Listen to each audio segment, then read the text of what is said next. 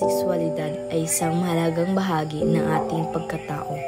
Ngunit sa kabila ng modernisasyon, may mga isyong moral na dapat pagtuunan ng pansin. Halina't alamin ang katotohanan. Isa sa mga isyu ay ang premarital sex, ang pagkikipagtalik bago ang kasal. Maraming kabataan ang naiimpluwensyahan ng maling impormasyon at peer pressure. Ngunit alam mo ba na may mga emosyonal, moral at pisikal na epekto ito? Sa taong 2025, tinatayang 121 milyong pagbubuntis sa buong mundo ang hindi sinasadya, kung saan halos kalahati ng lahat ng pagbubuntis sa buong mundo ay hindi planado, na nagpapakita ng isang malaking pandaigdigang krisis. Upang maiwasan ang hindi sinasadyang pagbubuntis, mahalaga ang komprehensibong edukasyon tungkol sa sexualidad at pagpaplano ng pamilya, na nagbibigay ng tamang kaalaman sa mga paraan ng kontrasepsyon.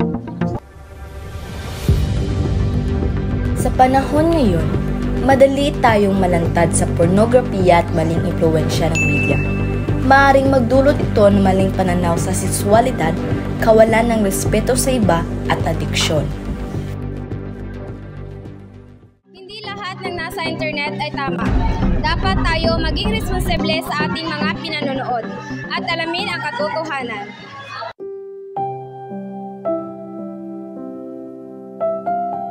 Ang sexualidad ay hindi lang tungkol sa relasyon.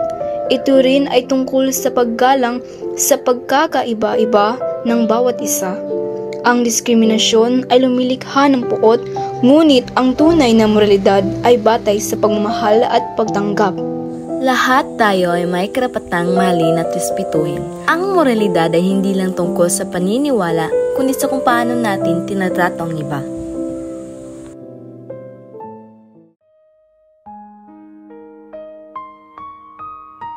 Isa pang malaking isyu ay ang sexual na pang-aabuso, isang karahasang sumisira sa dangal at emosyon ng isang tao.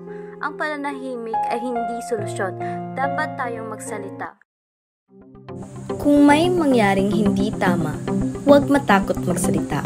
May handang makinig at tumulong sa iyo. Sa huli, ang pinakamahalagang sandata natin laban sa maling impormasyon ay kaalaman.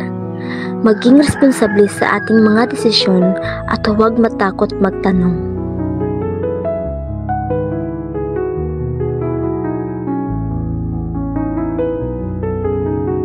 Ang tamang kaalaman ay tungo sa mas maayos na kinabukasan. Ang isyong moral tungkol sa sexualidad ay hindi simpleng usapin. Ito ay tungkol sa paggalang, kaalaman at tamang pagpapasya. Sama-sama nating itaguyod ang tamang pananaw upang magkaroon ng mas maayos na hinaharap.